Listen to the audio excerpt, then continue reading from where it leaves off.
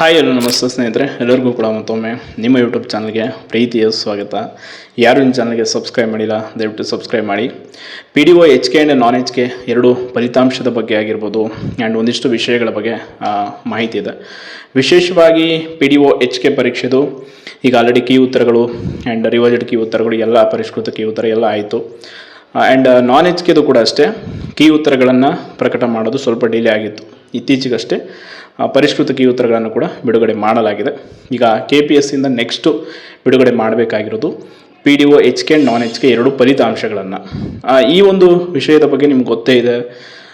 ಏನೇನು ಆಯಿತು PDO ಪರೀಕ್ಷೆಯಲ್ಲಿ ಅಂತಂದರೆ ಅದನ್ನು ಮತ್ತೆ ಹೇಳುವಂಥದ್ದು ಏನಿಲ್ಲ, ಈಗ ಆಲ್ರೆಡಿ ಆಗೋಗಿದೆ, ಎಲ್ಲವೂ ಕೂಡ ಗೊತ್ತಿದೆ. ಬಟ್ ಒಂದಿಷ್ಟು ಜೆನ್ಯೂನ್ ಕ್ಯಾಂಡಿಡೇಟ್ಸ್ ಅಂದರೆ ಈ ಒಂದು ಪರೀಕ್ಷೆಯಲ್ಲಿ ಕೂಡ ಪ್ರಾಮಾಣಿಕವಾಗಿ ಓದಿ ಪರೀಕ್ಷೆಯನ್ನು ಬರೆದಿರುವಂಥವ್ರು ಕೆಲವೊಂದಿಷ್ಟು ಜನ ಒಂದು ಗ್ರೂಪಲ್ಲಿ ಡಿಸ್ಕಷನ್ ನಡೆಯುವಾಗ ಒಂದು ವಿಷಯದ ಬಗ್ಗೆ ಮಾತುಕತೆ ಆಗಿರೋದನ್ನು ನಾನು ಕೂಡ ನೋಡಿದೆ. ಅದೇನು ಅಂತಂದರೆ ಅಮರ್ ಅವರು ಆ್ಯಂಡ್ ಕಾಂತ್ ಕುಮಾರ್ ಸರು ಇವರು ಒಂದಿಷ್ಟು ಜನ ಈ ಒಂದು PDO HK ಪರೀಕ್ಷೆಯಲ್ಲಿ ಈ ರೀತಿ ಆಗಿರೋದ್ರಿಂದ, ಎಸ್ಪೆಷಲಿ ಸಿಂಧನೂರಿನ ಪರೀಕ್ಷಾ ಕೇಂದ್ರದಲ್ಲಿ ಪ್ರಶ್ನೆ ಪತ್ರಿಕೆ ಸೀಲ್ ಓಪನ್ ಆಗಿರೋದು, ಇದೆಲ್ಲ ವಿಚಾರದಿಂದ ಫಲಿತಾಂಶವನ್ನು ಹೋಲ್ಡ್ ಮಾಡಿ ಅಂತ ಸಂಬಂಧಪಟ್ಟ ಸಚಿವರಿಗೆ ರಿಕ್ವೆಸ್ಟ್ ಮಾಡ್ಕೊಂಡಿದ್ದಾರೆ. ಹಿಂಗೆ ಅಂತ ಯಾರೋ ಹೇಳಿದ್ದನ್ನು ಮೀನ್ಸ್ ಆ ಗ್ರೂಪಲ್ಲಿ ಮಾತಾಡಿರೋದನ್ನು ನೋಡಿದೆ. ದಯವಿಟ್ಟು ನೀವು ಯಾವುದೇ ಕಾರಣಕ್ಕೂ ಆ ರೀತಿ ಭಾವಿಸೋಕೆ ಹೋಗಬೇಡಿ. ನಮಗೂ ಕೂಡ ಪ್ರಾಮಾಣಿಕರಿಗೆ ಯಾವುದೇ ರೀತಿ ತೊಂದರೆ ಆಗಬಾರ್ದು ಅನ್ನೋದೊಂದು ಕೂಡ ಇದೆ. ಅದರ ಜೊತೆ ಪಾಪ ಅಲ್ಲಿ ಪರೀಕ್ಷೆಯಲ್ಲಿ ಆಗಿರುವಂಥದ್ದು ಹಲವಾರು ಜನರಿಗೆ ಕ್ವಶನ್ ಪೇಪರ್ ವಿಷಯದಿಂದ ಪರೀಕ್ಷೆಯಲ್ಲಿ ವಂಚಿತರಾದರು. ಇನ್ನು ಕೆಲವರು ಪ್ರಾಮಾಣಿಕವಾಗಿ ಓದಿದ್ರು ಕೂಡ ಇವನ್ ಈಗ ಪ್ರಶ್ನೆ ಪತ್ರಿಕೆಯನ್ನು ಒಂದಿಷ್ಟು ಜನರಿಗೆ ಹಂಚಿಬಿಟ್ಟಿದ್ರೆ ಪಾಪ ಅವರಲ್ಲಿ ಪರೀಕ್ಷೆ ಕಷ್ಟಪಟ್ಟು ಈಗ ನೀವು ಕೂಡ ಓದಿರ್ತೀರ, ಆ ಕಡೆ ಈ ರೀತಿ ಪ್ರಶ್ನೆ ಪತ್ರಿಕೆಯನ್ನು ಬೇರೆ ಮಾರ್ಗದಿಂದ ತೆಗೆದುಕೊಂಡು ಅವರು ಪರೀಕ್ಷೆ ಬರೆದಿರ್ತಾರೆ, ಅಲ್ಲಿ ಕಟ್ ಆಫ್ ಕೂಡ ಹೋಗುತ್ತೆ.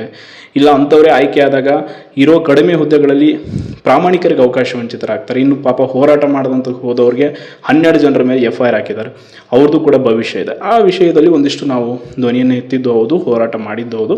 ಅದು ಬಿಟ್ಟರೆ ಪ್ರಾಮಾಣಿಕರಿಗೆ ತೊಂದರೆ ಆಗಲಿ ಅನ್ನೋದು ನಮ್ಗೆ ಯಾವುದೇ ಕಾರಣಕ್ಕೂ ಅದು ಆ ಒಂದು ವಿಚಾರ ನಮ್ಮಲ್ಲಿಲ್ಲ. ಈವನ್ CTI ಪರೀಕ್ಷೆ ವಿಷಯದಲ್ಲೂ ಅಷ್ಟೇ ನಾವು ಹೇಳಿರುವಂಥದ್ದು ಅಲ್ಲಿ ಲಿಸ್ಟಲ್ಲಿ ಕೆಲವೊಂದಿಷ್ಟು ಜನರದ್ದು ಈ ರೀತಿ ಆಗಿದೆ, ಅಂಥವ್ರ ಬಗ್ಗೆ ತನಿಖೆ ಮಾಡಿ ಅಂತ ಹೊರತು ಯಾವುದೇ ಕಾರಣಕ್ಕೂ ಬೇರೆ ಪ್ರಾಮಾಣಿಕವಾಗಿ ಆಯ್ಕೆ ಆದಂಥವ್ರಿಗೆ ತೊಂದರೆ ಮಾಡಿ ಅನ್ನೋದು ವಿಷಯ ಅಲ್ಲ. ಆ್ಯಂಡ್ ಈ ಒಂದು ವಿಚಾರದಲ್ಲಿ PDO HK ಪರೀಕ್ಷೆದು ಒಂದು ಕಟ್ ಆಫ್ ಕೂಡ ಒಂದು ಮಾಹಿತಿ ಇದೆ.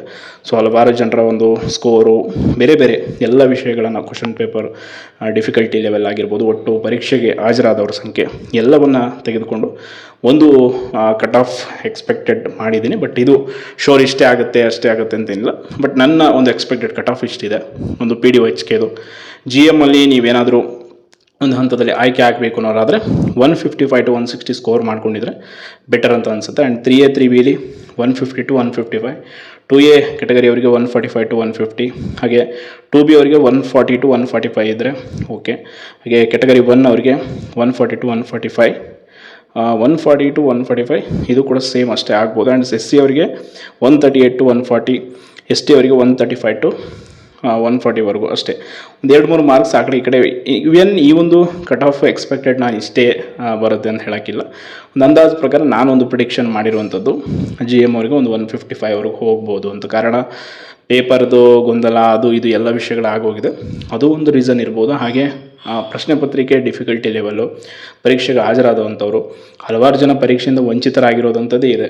ಗುಲ್ಬರ್ಗದ ಒಂದು ಗುಡ್ ಶೆಫರ್ಡ್ ಸ್ಕೂಲಲ್ಲಿ ಕೂಡ ಆಗಿದೆ, ಪಾಪ ತುಂಬ ಜನ ಅಲ್ಲಿ ಪರೀಕ್ಷೆಯಿಂದ ವಂಚಿತರಾದರು. ಹಾಗೆ ಎಲ್ಲದಕ್ಕಿಂತ ಮುಖ್ಯವಾದಂಥದ್ದು ಅಂತಾರೆ ಫಲಿತಾಂಶದ ವಿಚಾರಕ್ಕೆ ಬಂದಂಗೆ, ಈ ಹಿಂದೆ ನಾನು ಒಂದು ವಿಡಿಯೋದಲ್ಲಿ ಹೇಳಿದ್ದೆ, ಒಂದು ನನಗಿರುವಂಥ ಮಾಹಿತಿ ಪ್ರಕಾರ ಈ ತಿಂಗಳ ಕೊನೆಯಲ್ಲಿ ಅಥವಾ ಮುಂದಿನ ತಿಂಗಳ ಒಂದು ಮೇ ಮೊದಲ ವಾರದಲ್ಲಿ ಫಲಿತಾಂಶದ ಒಂದು ಡಿಕ್ಲೇರ್ ಆಗುವಂಥ ಚಾನ್ಸಸ್ ಇದೆ ಅಂತ.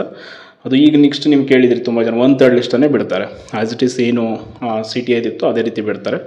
ಬಟ್ ನಾವು ಹೇಳೋದು ಇಷ್ಟೇ, ಯಾವುದೇ ನೇಮಕಾತಿ ಆಗಲಿ ದಯವಿಟ್ಟು ಅಪ್ರಾಮಾಣಿಕರಿಂದ ಪ್ರಾಮಾಣಿಕರಿಗೆ ತೊಂದರೆ ಆಗೋದು ಬೇಡ. ಯಾರೋ ಏನೋ ದುಡ್ಡಿನ ಇರೋವಂಥವ್ರು ಅಥವಾ ಯಾವುದೋ ಒಂದು ಆಮಿಷಕ್ಕೆ ಒಳಗಾಗಿ ಪರೀಕ್ಷೆಯನ್ನು ನಾವು ತೆಗೆದುಕೊಳ್ತೀವಿ, ಪ್ರಶ್ನೆ ಪತ್ರಿಕೆಯನ್ನು ತರಿಸ್ಕೊಂಡು ಓದ್ತೀವಿ.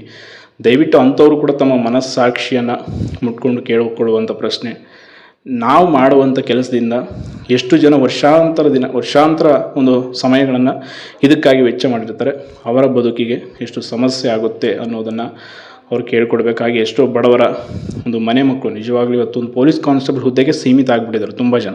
ಅವರಲ್ಲಿ ತುಂಬ ಪ್ರತಿಭೆ ಇದೆ, ಅಗಾಧವಾದ ಪ್ರತಿಭೆ ಇದೆ. ಬಟ್ ಕೇವಲ ಪೊಲೀಸ್ ಕಾನ್ಸ್ಟೇಬಲ್ ಹುದ್ದೆಗೆ ಯಾಕೆ ಸ್ಟಿಕ್ ಆನ್ ಆಗಿದ್ದಾರೆ ಅಂದರೆ ಅದೊಂದೇ ಕೆಲವೊಂದಿಷ್ಟು ನೇಮಕಾತಿಗಳು ಪ್ರಾಮಾಣಿಕವಾಗಿ ಆಗ್ತವೆ.